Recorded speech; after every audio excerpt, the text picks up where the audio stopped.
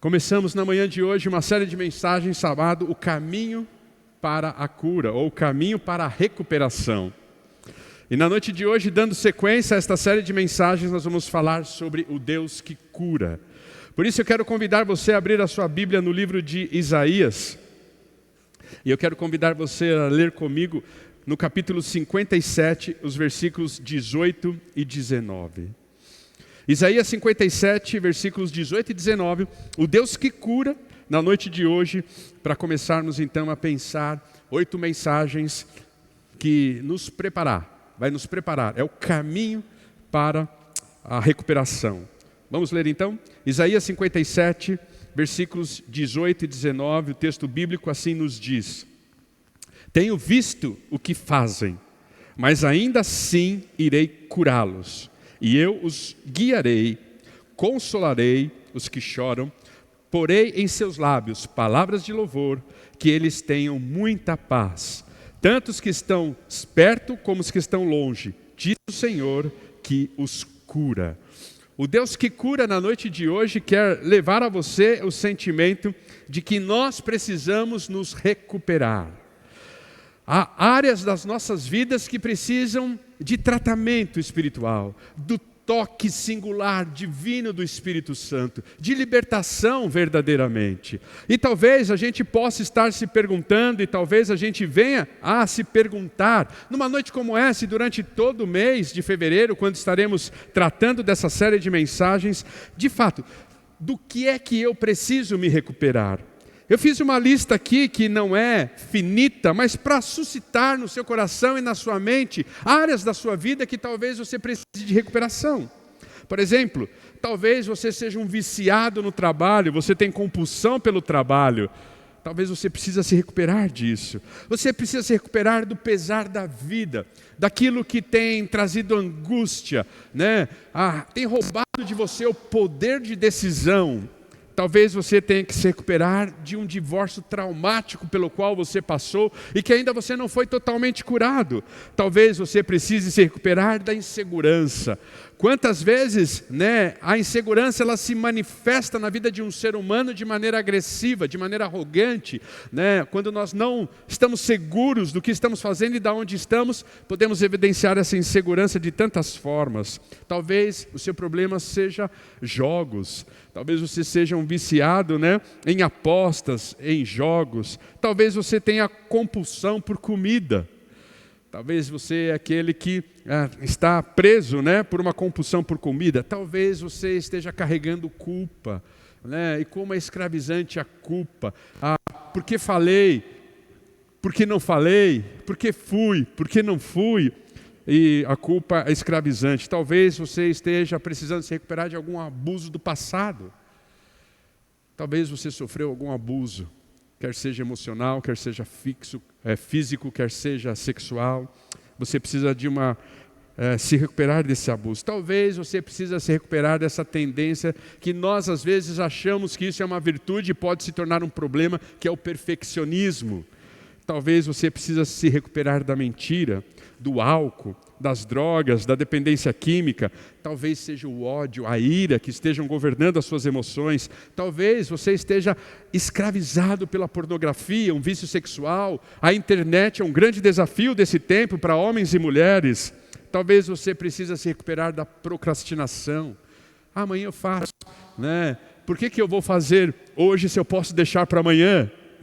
Por que eu vou fazer hoje se eu posso deixar para amanhã? Quando na verdade por que eu vou deixar para amanhã se eu posso fazer hoje? Compulsão por compras. Quantos estão endividados porque compulsivamente estão comprando? Talvez você esteja arraigado pelo medo. Talvez você esteja se privando de viver uma grande bênção de Deus por causa do medo. Talvez o seu problema seja a ansiedade. Quantos ansiolíticos são vendidos? Vivemos um tempo de tanta ansiedade. Talvez a sua área de recuperação seja igual à minha, codependência emocional. Talvez sejam mágoas, necessidades de controle de relacionamentos. Quantas compulsões ou quantas síndromes nesse tempo têm aparecido. Síndromes na área dos relacionamentos, síndromes na área do sono, síndromes na área da vida social, né? Quantas síndromes têm aparecido nesse tempo, têm surgido, né? Você que é psicólogo, psiquiatra, você tem lidado com isso e tanta novidade que tem aparecido, né? Quantos casos, na igreja nós temos alguns casos, né? De crianças lindas, amamos essas crianças, oramos pelos seus pais, estamos tentando aprender a como lidar, né? Com o espectro do autismo. Quantos têm sido diagnosticados com, né, o espectro do autismo? Qual é a sua área de recuperação? Eu não sei, mas a minha oração é que nessas séries de mensagens Deus suscite em você e lembre a você que existe uma área da sua vida que não foi bem resolvida. Talvez você tenha jogado para debaixo do tapete, e a nossa oração é que neste mês de fevereiro você tropece na sujeira que está debaixo do tapete e se descubra e tenha coragem de resolver. Estava lendo a respeito disso e estava pensando nesta série de mensagens e o texto que nos guia nisso conta uma história interessante. Um pai estava querendo tirar uma tarde de domingo para descansar. Sabe aquela coisa, né? Eu costumo dizer que crente que não dorme de domingo à tarde peca. Domingo à tarde foi feito para o crente dormir. Se você não tem o hábito de dormir depois do almoço, você está pecando. E aquele pai não queria pecar naquele domingo, ele queria descansar. Mas o filho agitado, né? O filho querendo brincar, as crianças estão sempre cheias de energia, e não dava sossego para o pai teve uma ideia. Ele foi num jornal, pegou a imagem de um globo terrestre, picou em 50 pedacinhos e disse assim: filho, eu quero que você monte este quebra-cabeça. E o pai pensou, ele vai demorar umas 2, 3 horas para montar este quebra-cabeça, afinal é um globo, ele não domina, né, a posição dos países, ele não tem clareza a respeito da posição dos países. Eu vou descansar umas 3 horas enquanto o menino vai se divertir montando um quebra-cabeça que eu acabei de criar. Passou 15 minutos. O menino veio para o pai e disse: está aqui, pai, terminei. O pai perguntou: mas como, meu filho? Como você montou tão rápido? Como você conseguiu? Ele falou assim: foi fácil, papai. Atrás do quebra-cabeça que o senhor me deu, tinha o rosto de um homem. E eu coloquei o homem em ordem e o mundo ficou bem. Parece que para o mundo ficar bem, nós precisamos colocar o homem em ordem. E na noite de hoje nós vamos pensar exatamente isso. O que será que está em desordem? E o texto bíblico nos mostra isso, Isaías capítulo 57. Que a primeira marca da desordem do mundo e a primeira causa para que nós precisemos identificar e lidar com a nossa área de recuperação é o mundo, a carne e o diabo. Todos nós já estudamos sobre isso, todos nós já lemos livros sobre isso e já pensamos sobre isso. Mas o que eu quero dizer, resumir nisso, e eu vou colocar 4 itens nesse tripé, é que a nossa natureza pecaminosa é que tem alimentado a minha área de recuperação. É a nossa natureza pecaminosa que tem alimentado a nossa área de recuperação. E a gente percebe isso. Novamente, mais uma vez, o povo de Israel está sendo advertido por Deus por causa da sua idolatria. Mais uma vez, o povo de Israel está sendo chamado a atenção por causa da sua idolatria. Nós percebemos isso a partir do versículo 3 do capítulo 57. Deus vai descrever e vai condenar a idolatria do povo de Israel. E ele começa dizendo assim, numa palavra muito dura, numa palavra muito agressiva. Ele diz assim: mas vocês, filhos de feiticeiras, venham cá. Deus está falando, vamos ter uma conversa de pé de ouvido.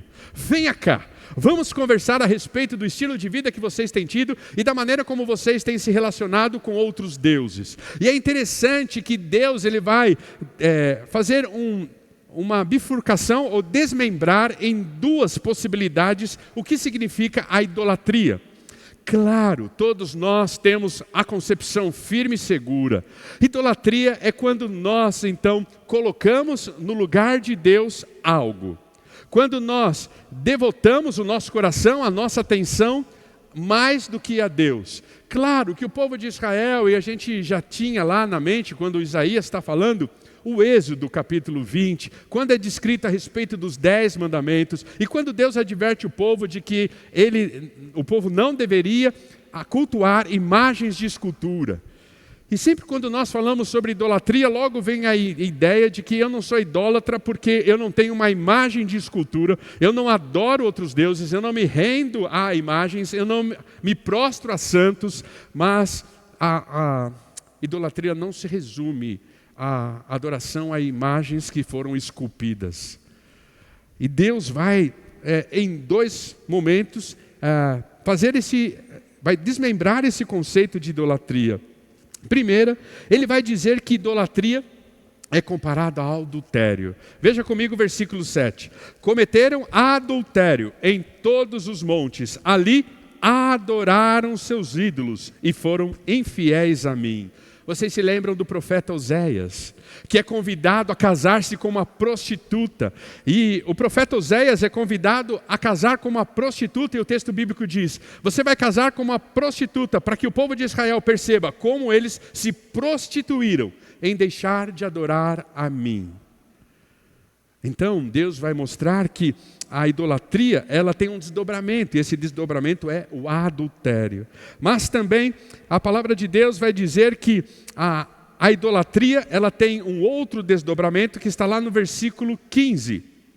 Olha o que o texto bíblico diz: o alto e sublime, que vive na eternidade, o santo diz: habito nos lugares altos e santos, e também com os de espírito oprimido e humilde.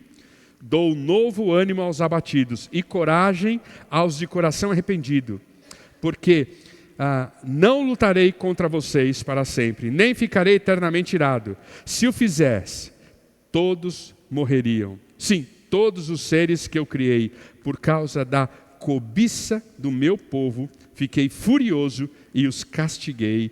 Afastai-me deles, mas continuarão a seguir seu caminho obstinado. Veja que o texto bíblico fala a respeito, então, de que a cobiça é um desdobramento da idolatria. E quando a gente pensa em cobiça, e para nós entendermos um pouquinho este pecado, ou entendermos um pouquinho por que Deus ele faz um desdobramento da idolatria para a cobiça, abra sua Bíblia ou acompanhe conosco, Mateus capítulo 6, versículo 21. Olha o que o texto bíblico fala a respeito deste tema. Não ajuntem tesouros aqui na terra, onde as traças e a ferrugem os destroem, e onde ladrões arrombam casas e os furtam. Ajunte seus tesouros no céu, onde traças e ferrugem não destroem, e onde ladrões não arrombam nem furtam.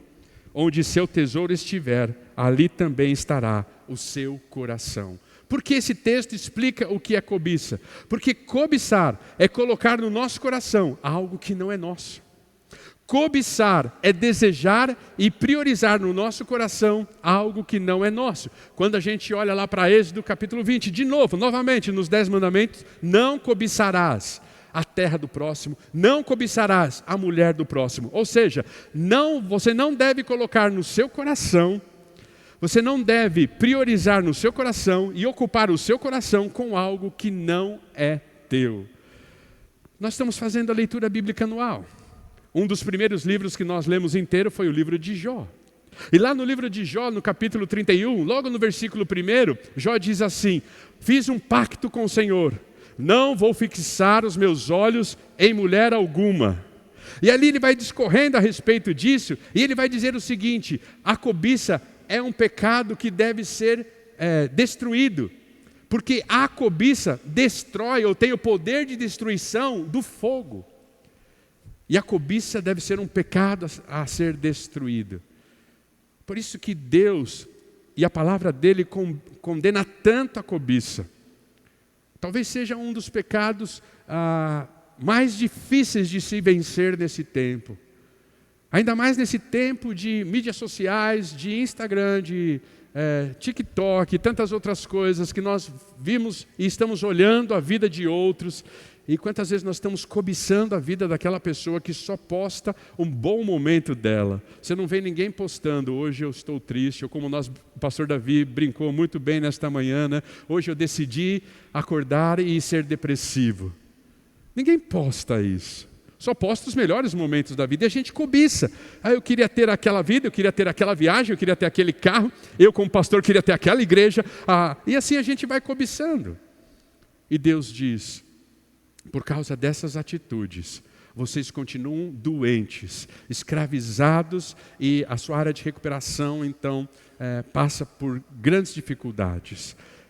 Com isso eu quero dizer que a grande causa de termos uma área de recuperação é a nossa natureza pecaminosa. E aqui no caso de Isaías 57, do povo de Israel, era a idolatria. Mas quando nós olhamos para o mundo espiritual, a gente percebe que o mundo, quando a gente fala o mundo, nós falamos sobre esse sistema que existe, anticristão, que também nos impulsiona e que nos seduz e que muitas vezes nos engana a abrirmos mão de vivermos seriamente e cegamente a palavra de Deus e somos conduzidos por este mundo que jaz no maligno, este mundo que tem o domínio de Satanás, na sua cultura, na sua influência. Daqui a pouco vamos viver a festa mais terrível da nação brasileira, a festa da carne, o Carnavalis, que no latim significa a festa da carne. É a festa onde todo mundo se sente liberado para usar e ser usado sem qualquer tipo de culpa. O mundo que cerca muitas vezes a nossa política pela corrupção. É este mundo, esse sistema que está prevalecendo e que tenta nos engolir.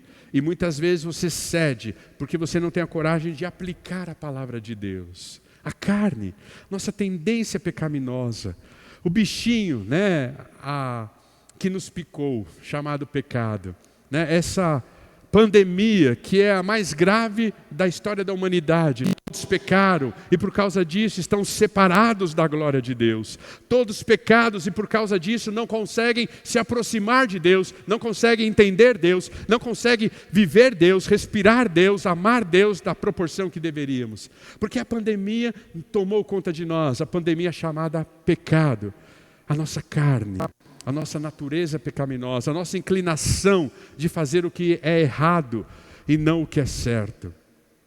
O diabo, como a palavra de Deus nos diz, é o tentador, aquele que fica jogando iscas e tentando pegar os peixes. Vocês sabem, eu não sou adepto à pescaria, não sou um grande pescador. O Carlos está aqui, ele podia dar uma aula para nós sobre pescaria. Gosta de ir para o alto mar, deixa a Beta com o coração na mão, mas vai lá com os homens se divertir. Mas uma coisa eu tenho aprendido, que existem alguns peixes que só são pegos com determinada isca. Então Satanás ele não lança qualquer isca para atrair a sua atenção. Ele sabe que você é um peixe. E ele sabe qual é a isca que te atrai. E ele fica lançando esta isca. O mundo, a carne e o diabo.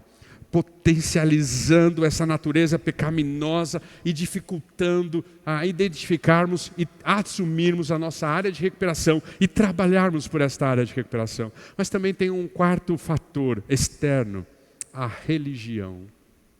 Por incrível que pareça, a religião, que muitas vezes fica nos oprimindo com dogmas mais de uma cultura de homens do que de uma palavra de Deus. A religião, que muitas vezes fica nos oprimindo mais por hábitos e costumes do que propriamente dito por aquilo que a palavra de Deus nos diz. A religião tem potencializado muitas vezes os nossos traumas, muitas vezes criado esses traumas e muitas vezes dificultando a nossa recuperação. Quando nós olhamos para tudo isso, então a gente percebe que a grande causa de identificarmos uma área de recuperação é a nossa natureza pecaminosa. Eu quero desafiar você essa semana a estar orando e perguntando a Deus: Pai, qual é a área que o Senhor gostaria de trabalhar na minha vida em 2024? Do que o Senhor gostaria de me livrar? Do que o Senhor gostaria de me curar em 2024? Qual é a área? Sentimentos, atitudes, reprodução cultural. E a gente sempre tropeçando na mesma pedra, no mesmo caminho. E talvez nos permitindo que a mochila fique mais cheia do que necessária e nos envergando diante da opressão dessa sociedade. É o ano da graça, Jesus quer libertar você. E quando nós estamos nessa dinâmica de tentar controlar os nossos maus hábitos, quando nós estamos nessa dinâmica de tentar controlar as nossas mazelas, os nossos vícios, tentando controlar a nossa área de recuperação, e dizendo para nós mesmos, e talvez batendo no peito e dizendo: eu consigo, eu vou poder, eu vou me esforçar, e a gente então entra nessa dinâmica, e ao entrar nessa dinâmica, nós corremos o risco de brincarmos de sermos Deus. Entramos nessa dinâmica e corremos o risco de brincar de sermos Deus. E as consequências disso são sérias. Por isso eu quero que seja projetado o primeiro princípio do Celebrando a Recuperação, como nós lemos na manhã de hoje. Eu quero que você leia mais uma vez comigo este princípio. Porque quando nós entramos nessa dinâmica de tentar, pelos nossos próprios esforços e pelo viés da nossa humanidade, enfrentar as nossas dificuldades, nós corremos o risco de brincar de sermos Deus. Por isso o primeiro princípio diz assim: reconheço que não sou Deus. Ao reconhecer que não somos Deus, nós estamos quebrando essa tendência de brincarmos de sermos Deus. E admito que sou impotente para controlar minha tendência de fazer coisas erradas e que a minha vida está fora de controle. Todo o programa do Celebrando a Recuperação é baseado nas bem-aventuranças e este princípio é estabelecido em Mateus 5,3. Felizes as pessoas que sabem que são espiritualmente pobres. Se nós estivéssemos numa reunião do Celebrando a Recuperação, ela teria que ser aberta assim: eu sou um filho amado de Deus, nesse ciclo me recuperando de codependência emocional. Meu nome é Fernando. Porque esta é a minha área de recuperação. E esse princípio faz muito sentido para mim. Porque como codependente emocional, eu estou na posição sempre de salvador. Eu estou sempre me colocando no lugar onde eu não deveria estar. Eu esqueci de trazer uma imagem que me impactou muito na primeira reunião do Celebrando que eu participei, lá em 2015. Quando havia um trator, e esse trator tinha um motorista, o marido, e ele tinha 3 pneus. E olhando o trator de trás, o pneu direito de trás não existia. E como esse trator conseguia andar? Como esse trator conseguia se equilibrar? A esposa ia sentado no pneu traseiro esquerdo, fazendo mais peso para que o trator não tombasse. O lugar daquela esposa não era sentar para equilibrar o trator, era andar do lado do esposo. Mas o codependente emocional, ele está sempre se colocando numa posição de salvador e tentando resolver problemas que necessariamente não são deles e que por ele jamais poderá ser resolvido. Assumindo papéis e assumindo lugares onde ele não deve assumir. Se achando que o sobrenome é Messias. E todos os dias eu tenho que me lembrar que meu sobrenome é Bueno e não Messias, que o Salvador é Jesus e que eu apenas sou um filho amado dele, me recuperando neste momento de codependência. E quando nós brincamos de querer ser Deus, nós sofremos algumas consequências que eu quero dividir com vocês. A primeira consequência de brincar de ser Deus é o medo. Lá em Gênesis capítulo 3, versículo 10, logo após Adão e Eva terem pecado, na viração do dia, quando costumeiramente Deus se encontrava com Adão e Eva, naquele dia especificamente, Deus sai para o seu encontro de final de tarde, do chá das 5, pontualmente, como um britânico, para se encontrar com seus filhos amados. E Deus não encontra os seus filhos amados no lugar costumeiro que eles ficavam, na pedra que existia na esquina daquele jardim. E Deus pergunta: como vocês estão? Claro que o texto bíblico é traduzido: Adão, onde você está? Mas no diálogo que existe entre Deus e Adão, nós percebemos que Adão, ele entendeu que a pergunta era, não onde você está, mas como você está. Porque vocês se recordam do texto bíblico, o texto bíblico diz, Adão respondendo, Senhor, ficamos com medo e nos escondemos aqui. Deus pergunta, onde você está? Adão responde, eu estou com medo. O eu estou com medo é um dos grandes evidências de que nós estamos brincando de Salvador, de querer ser Deus e resolver e abraçar o mundo e resolver as nossas causas e as causas daqueles que caminham conosco. Na nossa área de recuperação, o medo, ela é uma evidência de que talvez nós ainda não tivemos a coragem de admitir que temos problema, que não somos Deus, que não temos controle sobre a nossa vida, que uma área da nossa vida está desgovernada e que eu preciso do Salvador, do Redentor Jesus Cristo. Mas porque eu quero de qualquer maneira resolver esse problema, sem denunciá-lo e sem declarar às pessoas e até mesmo a Deus que eu estou com problema, eu começo a brincar com Deus. E uma grande consequência de brincar com Deus é o medo. Deus quer libertar você do medo na noite de hoje. A segunda grande consequência é a frustração. Lá em Romanos capítulo 7, versículos de 21 a 23, nós temos um texto bíblico do apóstolo Paulo que revela exatamente muito bem conhecido de nós, a frustração. Porque a gente tenta e não consegue, porque a gente vai e dá errado, porque a gente se esforça e não sai do lugar, porque a gente passa até um tempo bom, até um tempo bem, a gente fala assim, ufa, venci, e logo em seguida a gente tropeça, a gente tem uma recaída e a gente fala, estou eu aqui de novo, falando com o Senhor a respeito disso. Este problema não me larga, é o meu espinho na carne, é o meu calcanhar de Aquiles. E o apóstolo Paulo, vivendo isso, ele diz, o bem que eu quero fazer, esse eu não faço, mas o mal que eu não quero, esse eu faço. Já não sou eu quem eu faço, mas o pecado que habita em mim. A área de recuperação que eu não estou tratando direito, me leva a fazer tudo que eu não quero fazer. E aí vem a frustração.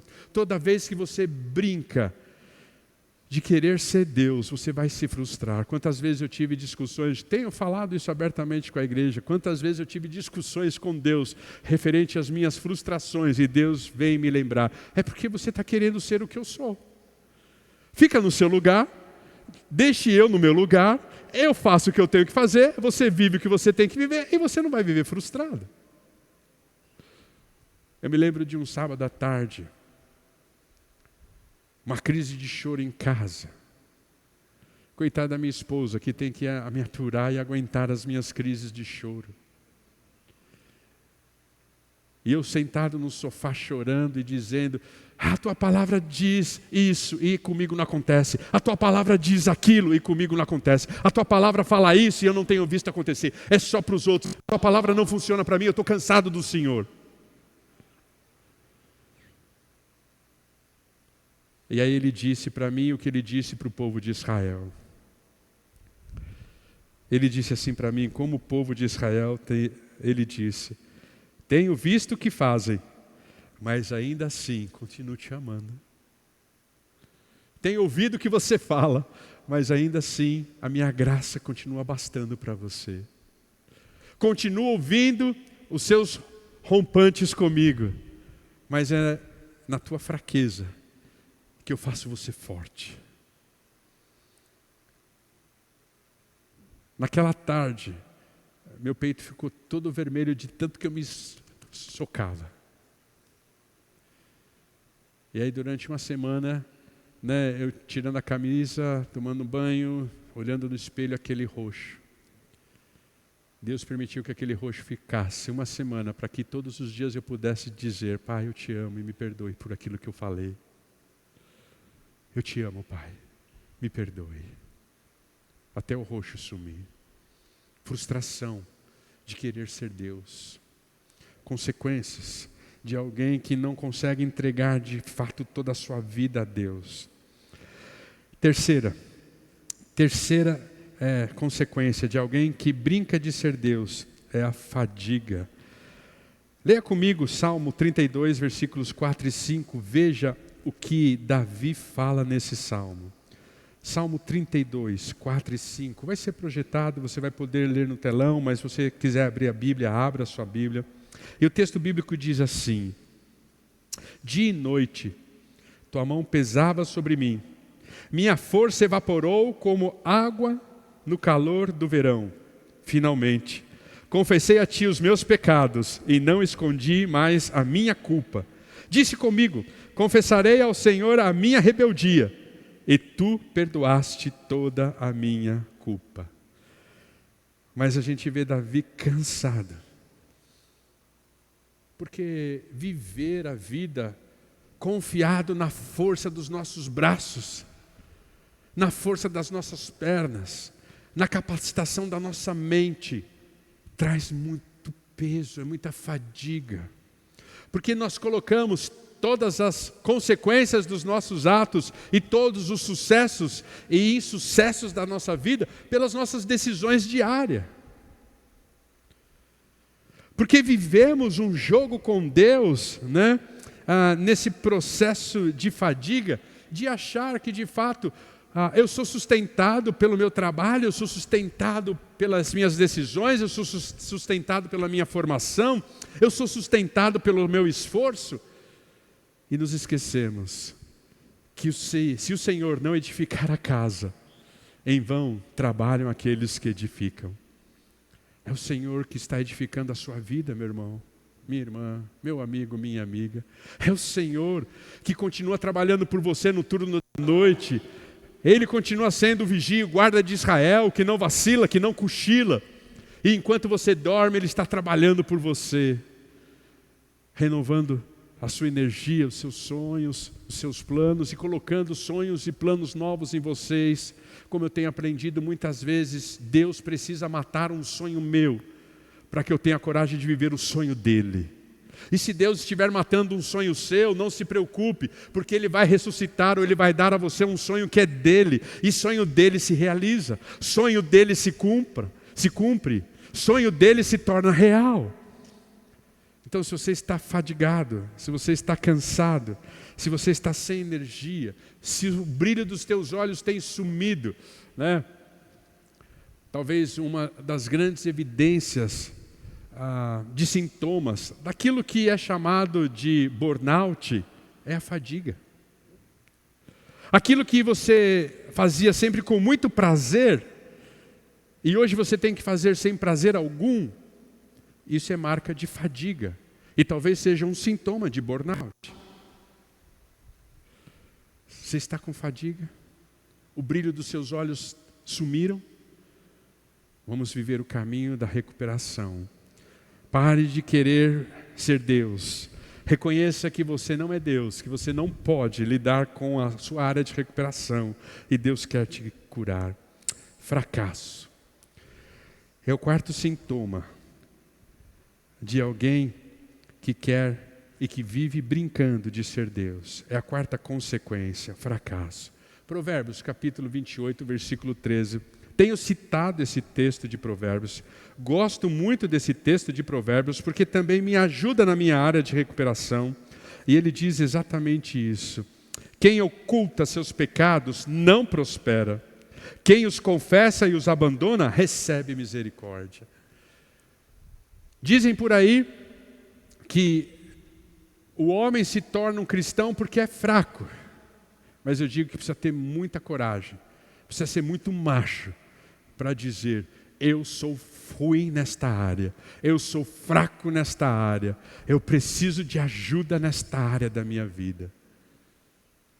Deus parece que continua de mãos encolhidas quando nós sentamos em cima da nossa arrogância e dizendo, está tudo bem.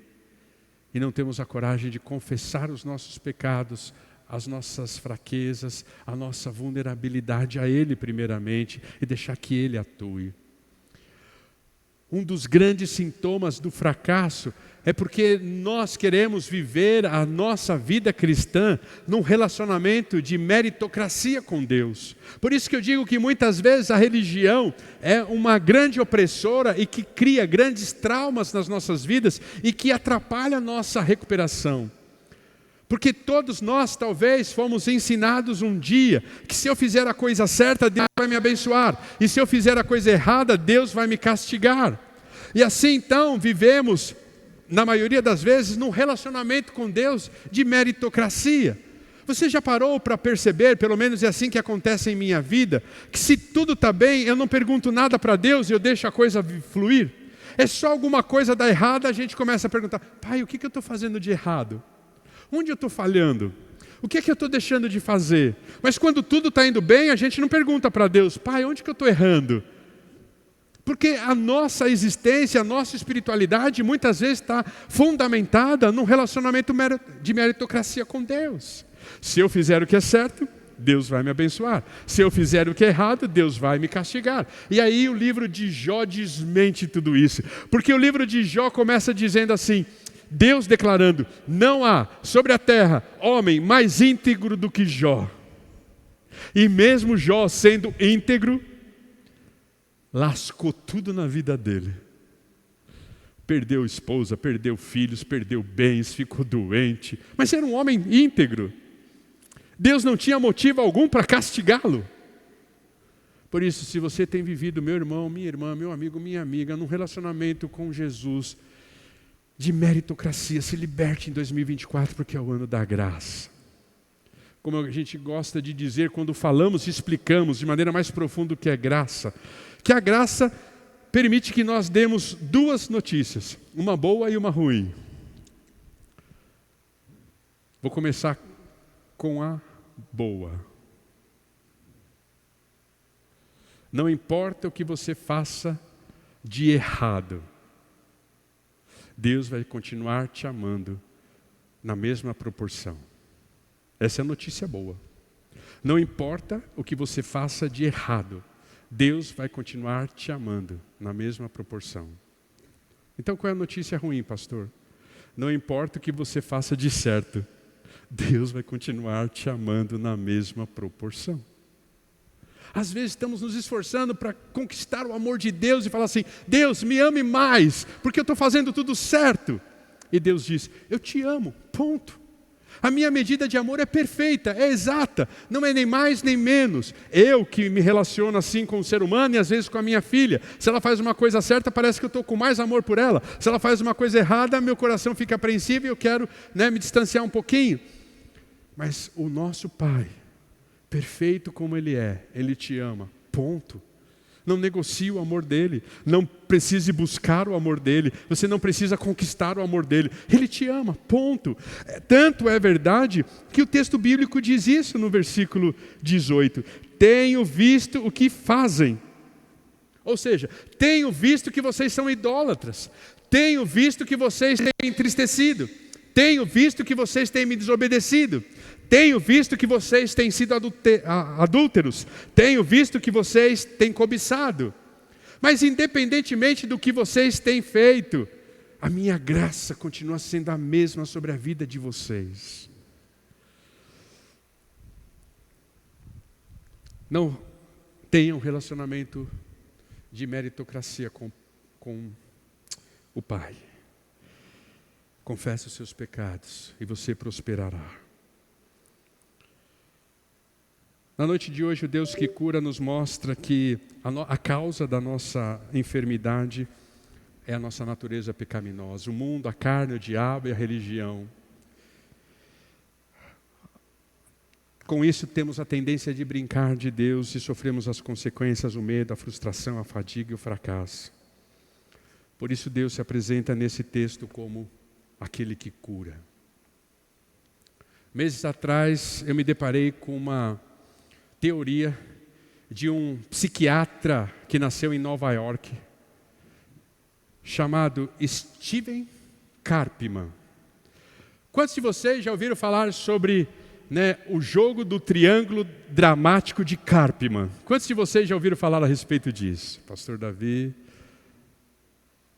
Esse psiquiatra, ele desenvolveu essa teoria, né, para trabalhar e identificar como é a fluidez do relacionamento do ser humano e como essa fluidez ela acontece. E ele criou isso para identificar como nós podemos trabalhar os relacionamentos e resolver as crises do relacionamento. E ele define então, na sua teoria, que todos nós vivemos 3 papéis: o do salvador, o da vítima e o do acusador.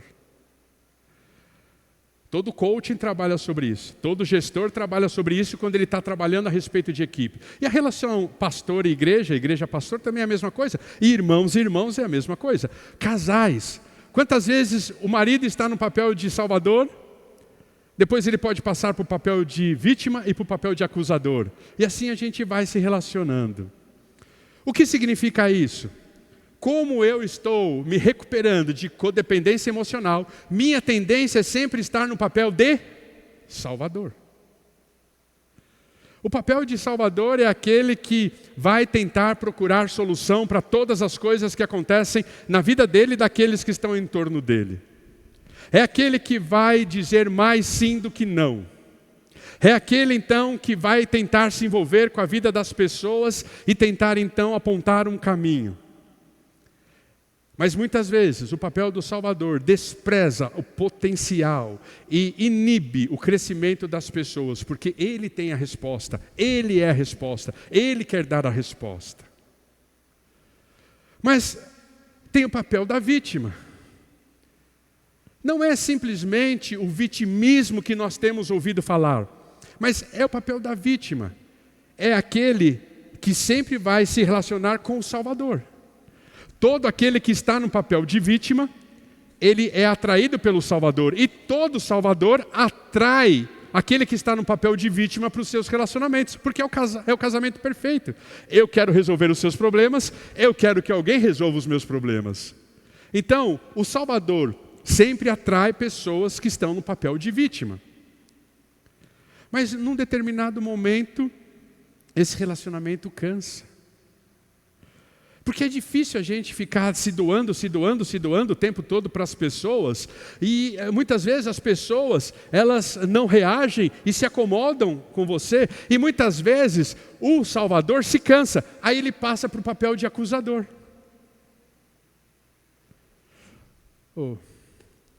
Só eu faço. Estou cansado de carregar esse piano sobre as minhas costas. Estou cansado de fazer tudo sozinho. E aí ele passa para o papel de acusador. E a vítima também se cansa, porque não existe uma pessoa que consegue o tempo todo ter alguém e se intrometendo e mostrando o que deve fazer. E aí quando ela se rebela, ela vai para o papel de salvador. E daqui a pouco, aquele que era salvador e passou para o papel de acusador, ele vai para o papel de vítima. E ele começa a dizer: ninguém me compreende, ninguém me entende. Eu só queria ajudar. Eu só queria contribuir. Eram boas as minhas intenções. É uma crítica construtiva, só isso. Então, nos nossos relacionamentos, há momentos em que você faz o papel de salvador. Há momentos em que você faz o papel de vítima. E há momentos que você faz o papel de acusador. Eu me recordo desses papéis acontecendo numa conversa que eu tive anos atrás com uma ovelha querida. E eu cheguei para esta ovelha, percebi alguns comportamentos, algumas mudanças de comportamento, e eu cheguei para essa ovelha e falei assim: minha ovelha querida, deixa eu fazer uma pergunta para você. Tenho visto que você mudou algumas coisas, você não era assim, você está fazendo assim. Você tem lido a Bíblia? E aquele irmão querido respondeu assim para mim: pastor, isso não é problema seu. Se eu leio, se eu não leio, não é da sua conta. Quando ele falou isso, eu logo saí do papel de salvador e fui para o papel de vítima. Puxa, meu irmão, desculpe então, me perdoe se eu machuquei você. Eu só queria ajudar. Estou preocupado com você. Minha intenção é caminhar com você. É estender a mão. Eu passei para o papel de vítima. E logo em seguida já passei para o papel de acusador. Chego em casa e falo, amor, fui falar com o irmão fulano de tal. Olha como que ele me responde. Ele não consegue perceber. Daqui a pouco vai dar tudo errado na vida dele. E eu quero ver ele reconhecer que eu estava certo e ele estava errado. Aí eu passei para o papel de acusador. Mas como eu sou um codependente emocional, a minha maior tendência nos relacionamentos interpessoais é estar no papel de salvador. Onde você se encontra nesse triângulo dramático de Karpman? Você tem mais tendência de ser salvador? Mais tendência de ser vítima? Ou mais tendência de ser acusador? Quando eu olho para este papel, para este triângulo dramático de Karpman, essa teoria desenvolvida, por esse psiquiatra Stephen Karpman, que nasceu lá em Nova York, eu percebo que nós precisamos de um Deus que se apresenta no versículo 18 e 19. Quando Deus diz assim, você está ferido, você está no papel de vítima, você se sente ferido, atacado, injustiçado, você se sente preterido, então eu quero curá-lo. Volto a ler. Tenho visto o que fazem, mas ainda assim irei curá-los. Tenho visto o caminho que vocês têm tomado. É como se eu tivesse dito para aquele irmãozinho, irmãozinho, eu tenho visto o que você tem feito. Não importa que você respondeu assim, eu continuo perguntando porque eu te amo. Você tem lido a Bíblia? Posso te ajudar? É porque a graça de Deus é tão grande que, a despeito daquele povo ser idólatra, Ele decidiu curá-los, Ele decidiu amá-los, Ele decidiu agir, Ele decidiu intervir. E Ele diz assim, apesar do que vocês têm feito, ainda assim quero curá-los. Se existem feridos na noite de hoje, Deus quer curar você. Mas talvez você esteja confuso. Você seja aquele que perdeu o poder de decisão. Você é aquele que não sabe para onde ir, não sabe o que fazer. Talvez emocionalmente você esteja tão abatido, Talvez esteja precisando fazer algum tratamento hormonal. Talvez você precisa fazer atividade física. E essa semana eu revi novamente um vídeo que uma irmã querida dessa igreja mandou para nós, porque nós estamos fazendo o plano de leitura bíblica anual, e ela viu aquele vídeo do podcast do médico que fala que orar desenvolve o fronte do nosso cérebro, onde está o poder de decisão. Quanto mais oramos, mais poder de decisão temos. E ele fala nesse podcast, vocês já viram esse podcast? Já viram esse recorte? E ele fala sobre o lombo frontal do cérebro, que é ativado. Quando coloca ali para mapear o cérebro, a pessoa começa a orar, a região do lombo frontal fica vermelha, oxigenada, cheia de sangue, e desenvolve o poder de decisão. Então, você quer ter poder de decisão? Dobre o seu joelho, meu irmão, deixe Deus trabalhar no seu cérebro e capacitar você ao poder de decisão. Mas talvez nesse momento você esteja indeciso, você esteja confuso, você não sabe para onde ir. Olha o que o texto bíblico diz. Eu os guiarei. Deus quer pegar você pela mão e mostrar o caminho a seguir. Me lembro num momento também de transição ministerial. Me lembro de um musical, do Max Lucado, se eu não estiver enganado. E a música fala, Deus nos mostrará um caminho a seguir. Essa era a música que eu cantava no chuveiro, com lágrimas nos olhos, se misturando com a água que caía sobre a minha cabeça, eu cantava, Deus nos mostrará um caminho a seguir, em todo tempo, por amor, Deus nos guiará, Deus.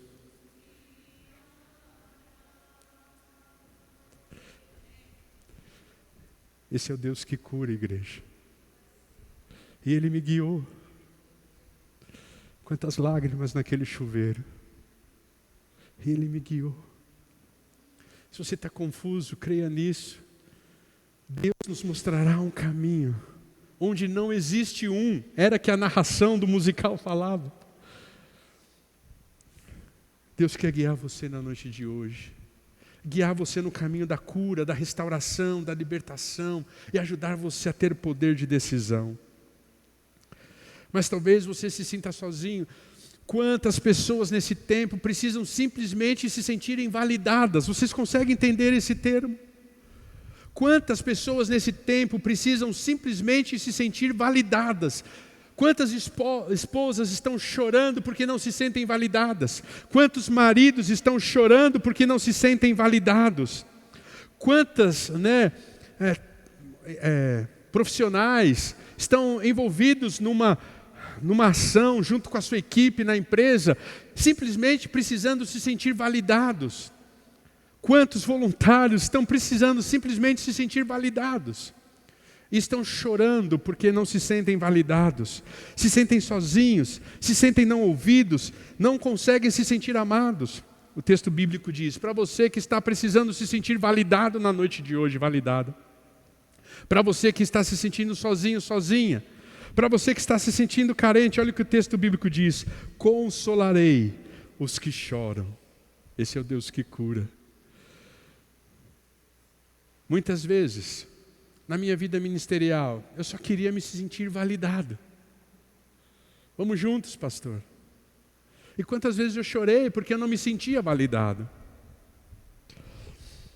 E aí Deus vem e consola. Deus sabe a hora de massagear o nosso ego, de nos colocar no seu colo e nos consolar. Deus quer consolar você na noite de hoje, se você é o que chora na noite de hoje. Mas quantos estão temerosos e ansiosos? Olha o que Deus diz para vocês que estão temerosos. Olha o que Deus diz para vocês que estão ansiosos. Olha o que Deus diz para vocês que estão aflitos. Vocês que estão vivendo o pesar da vida.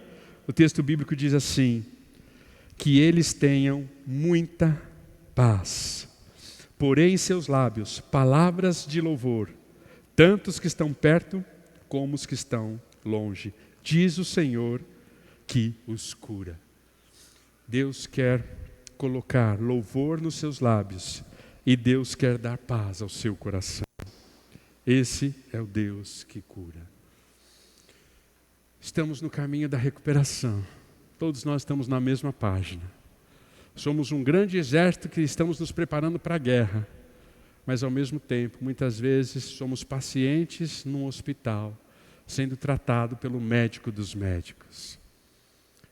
Eu não sei como está o seu coração na noite de hoje. Eu não sei quais são as dúvidas, quais são as crises, quais são as inquietações pelas quais você tem passado. Mas eu quero lembrar a você na noite de hoje que existe um Deus que cura e Ele quer curar você nesta hora.